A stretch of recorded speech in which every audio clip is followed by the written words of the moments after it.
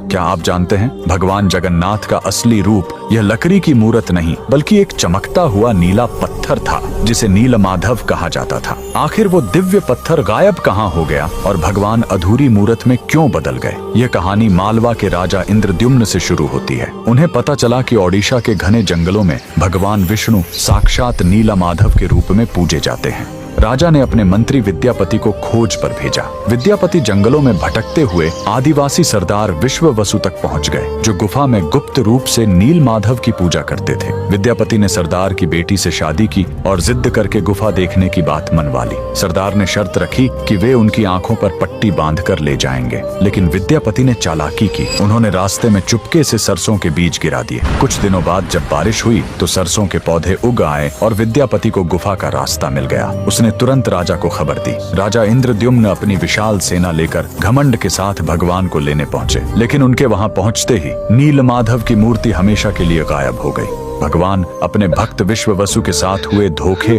और राजा के घमंड से नाराज थे। राजा ने रोकर माफी मांगी और अन्न जल त्याग दिया। तब आकाशवाणी हुई, मैं अब उस पत्थर के रूप में नहीं मिलूंगा, अब मैं समुद्र तट पर एक लकड़ी के लट्ठे के रूप में आऊंगा। कुछ समय बाद पुरी के समुद्र तट पर एक विशाल अद्भुत लकड़ी का लट्ठा तैरता हुआ आया। राजा समझ गए कि यही भगवान का नया रूप है। उन्होंने तुरंत आदेश दिया कि इस पवित्र लकड़ी से भगवान की मूर्ति बनाई जाए, लेकिन समस्या यह हुई कि वह कोई साधारण लकड़ी नहीं थी। जैसे ही राज्य के बड़े बड़े कारीगर उस पर छेनी हथौड़ा चलाते, उनके औजार ही टूटकर बिखर जाते। उस दिव्य लकड़ी पर खरोंच तक नहीं आ रही थी। तब स्वयं भगवान विश्वकर्मा एक बूढ़े शिल्पकार के रूप में आए। उन्होंने कहा, मैं इससे मूर्ति बनाऊंगा, लेकिन मेरी एक शर्त है, 21 दिनों तक कमरा बंद रहेगा। अगर बीच में दरवाजा खुला तो मैं काम छोड़कर चला जाऊंगा। राजा मान गए। 15 दिनों तक अंदर से छेनी चलने की आवाज आती रही, लेकिन फिर सब एकदम शांत हो गया। रानी गुंडिचा को लगा कि बूढ़ा शिल्पकार शायद अंदर मर गया है।